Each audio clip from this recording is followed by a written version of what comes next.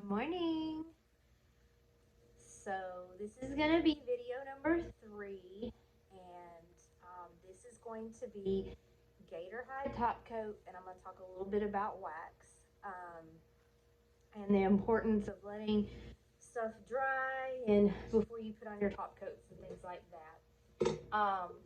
I wanted to show you this piece right here. This is a piece that I have in my own house. This has been covered completely in gator hide.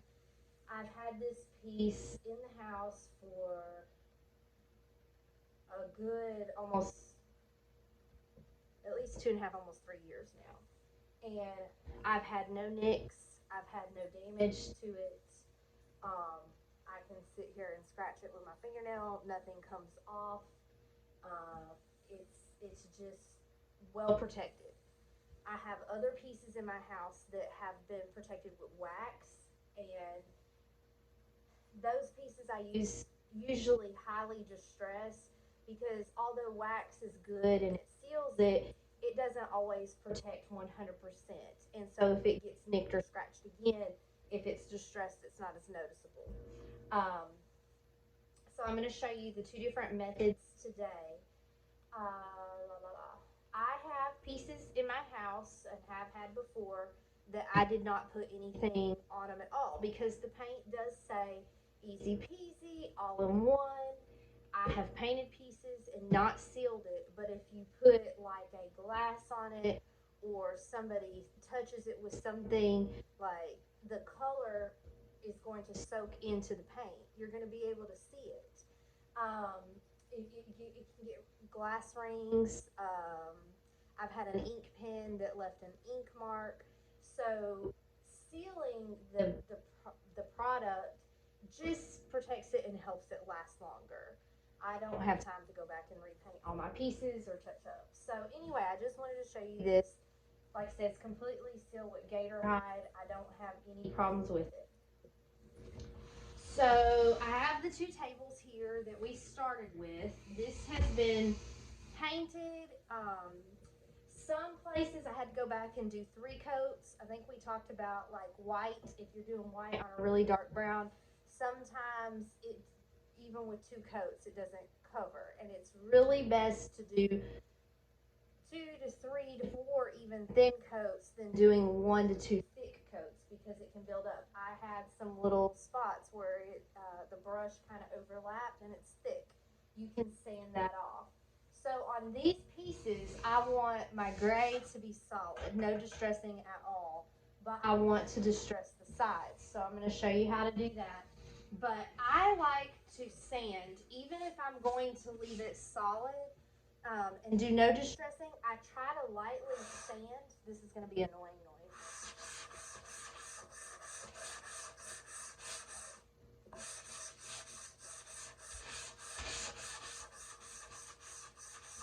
I like to sand lightly because it makes it feel soft and smooth.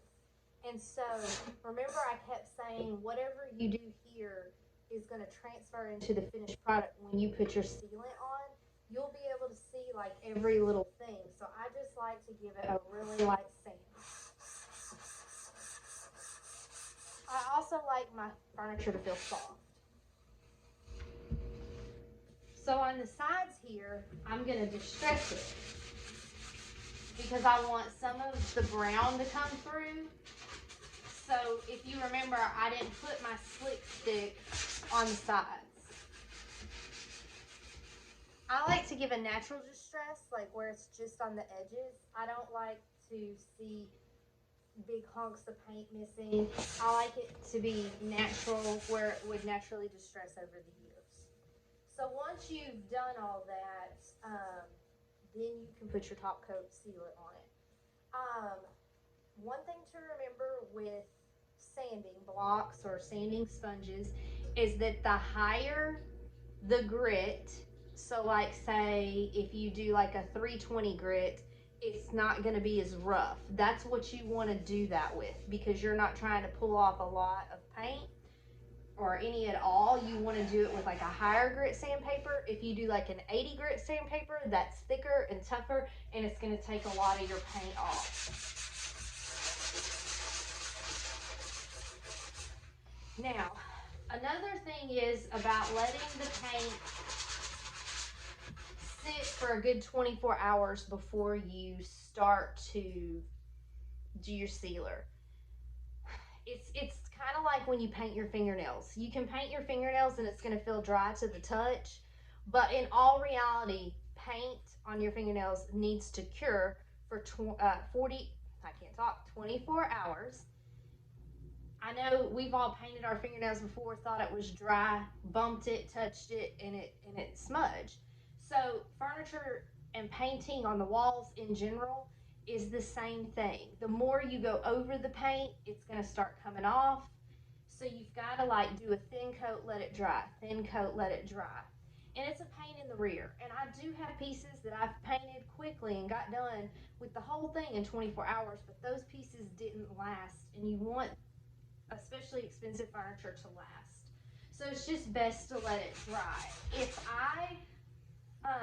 it's taken me a little bit to distress this because these pieces have set for, I think, a good 3 or 4 days now. If you want something highly distressed, I suggest don't let it sit for very long before you start sanding it because this paint is so good. The longer you let it sit, the harder it is to distress. So anyway, once you get that done, you're gonna wipe it down. I just used like a little washcloth. You can use a wet rag to get all of that sand off because if you don't get the sand off, it's going to show up in your top coat. All right, so I'm gonna slide this table over here. I've already sanded it down and distressed it. However I wanted. Like I said on the gray, I didn't do too much. So I'm gonna pop this down so you can see. Normally, I would leave it flat. It's gonna be easier flat, but I wanna show you in the camera. So I have a brand new sponge here. Like I told you, you have to be really careful because sometimes the blue little flecks will come out. That's why I suggest the pantyhose. It keeps those from coming out in your finished product. And I have my gator hide.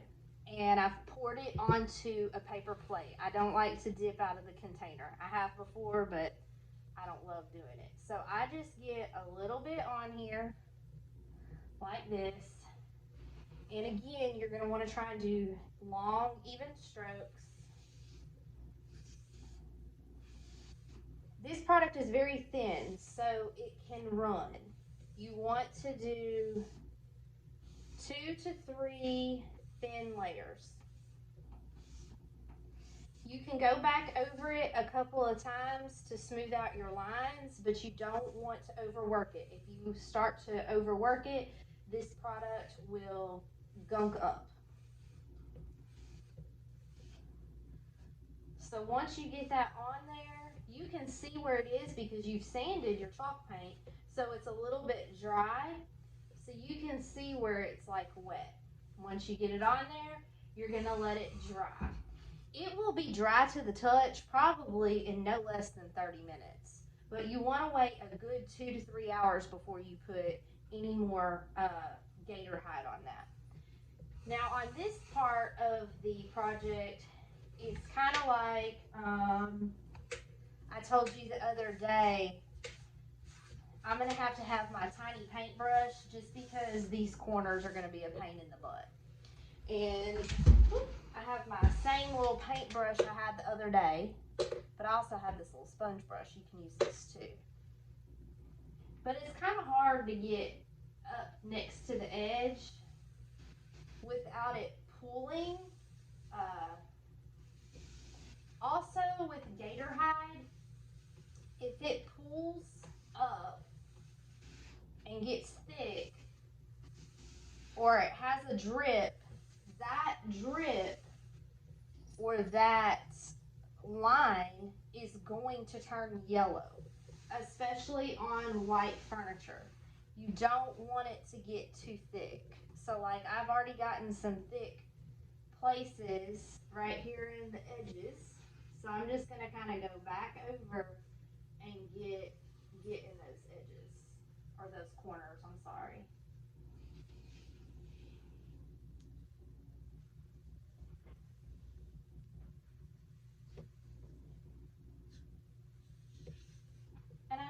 probably making this look really simple because I don't have as many pieces to do as y'all have, and it's not as big.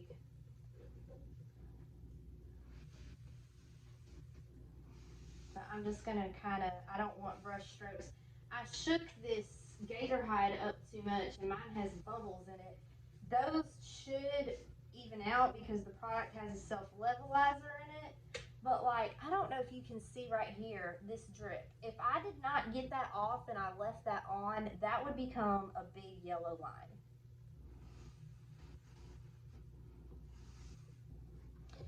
Now, before it dries, there's some that's settled right in here. I don't know if you can see that. That big drip, I'm just gonna wipe that off. I can wipe it off with a damp rag.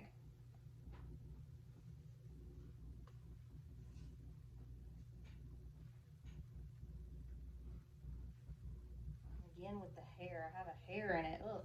Anyway, so that just kind of gives you a little bit more detail on the gator hide. Now, say you do your first coat, you let it dry 2 to 3 hours, you go back and do your second coat, let it dry 2 to 3 hours, and then you do your last coat, you let it dry 2 to 3 hours, and then it feels dry to the touch. So you want to put your living room back together. I do not suggest putting it back out for use. I mean, I'm going to say 24 hours because I know some people are impatient, but really you want to let that cure and not put anything on it, because whatever you put on that furniture, it's going to leave an impression, you know, because that product, that gator hide, is not really cured. It would be like letting your fingernails dry for 30 minutes and then you know, push your fingernail on it. It's going to leave an indentation. So you want to let that gator hide cure. I would definitely say 24 hours, if not longer, if you could. It's just, you know, whatever you want to do. I just wouldn't set anything on top of it for a while.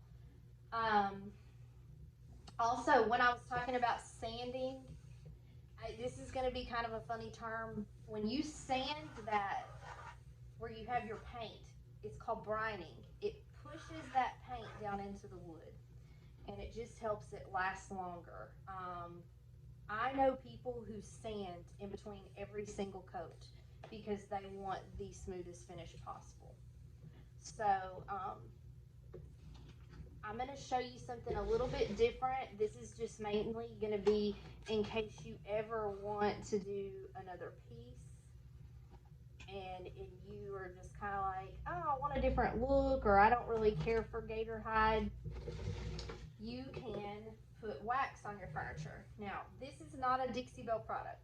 This is SC Johnson Paste Wax. This has been around for 100 years. People used this to clean and wax their floors. Well, when I first started chalk painting, there was not as many brands of chalk paint or products around, so this is a wax that I learned how to use. I have used Dixie Belle waxes. They're great, but I just like this one. It's really stinky.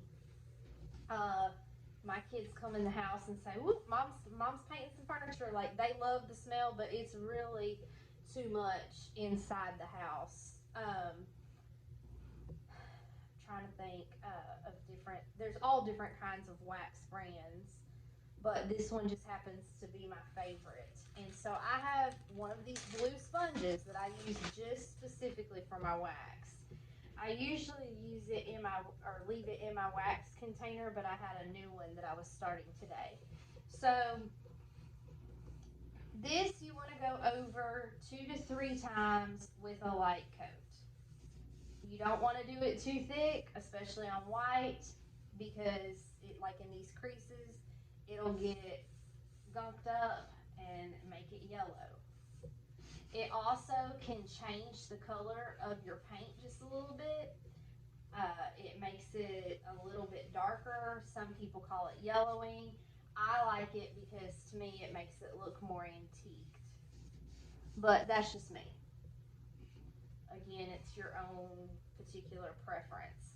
If you are going to wax a piece, you definitely want to sand first. It's just going to make it feel buttery, buttery smooth. I also kind of like with the gator hide because I've sanded this paint, it's dry, and then when I put my wax on, I can see where it is because it looks wet.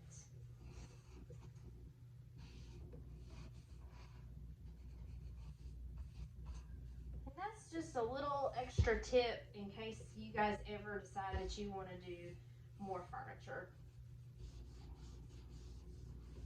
My pieces in my house are all uh, mostly distressed because I have little kids and I don't want it to show.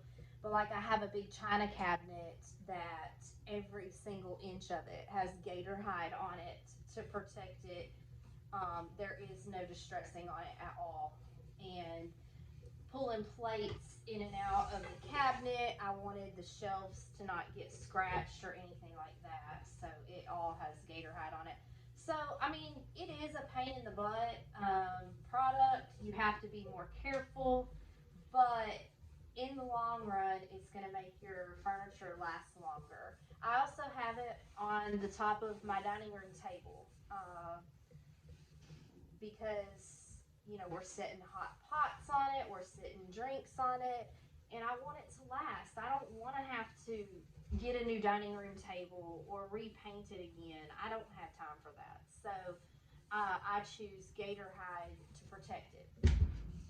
I do want to mention that gator hide is a water repellent. Um, there are other products that Dixie Belle makes. They make a clear coat, and the clear coat is water resistant. I know that that sounds like, well, what's the difference? Water resistant is only going to protect it for so long. That water is going to sit on top, but eventually it's going to start to make that product bubble up and the paint come up. It's not made for prolonged water. The gator hide is going to repel that and it's going to keep it completely protected from the water coming inside.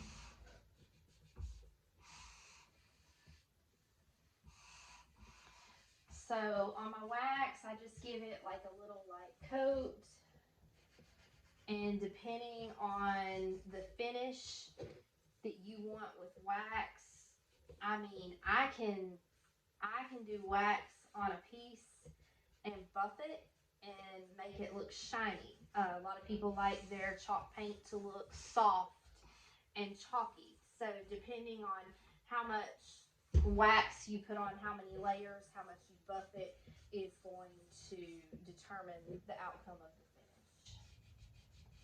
Along with the gator hide, you know, if you just do like one coat, it's still gonna look soft. You can do, you know, as many coats as you, it's still gonna look soft after about 3 coats, but you can do as many coats as you want, thin layers, and make it look really shiny. So anyway, that's just a little rundown of different reasons why I do different things, and trying to think if there's anything else. If you have any questions, feel free to let me know. And I do have a couple of little other things I'm going to do to this, and I'll probably do a video so you can see the finished outcome. Just in case you guys decide you want to be furniture painters now.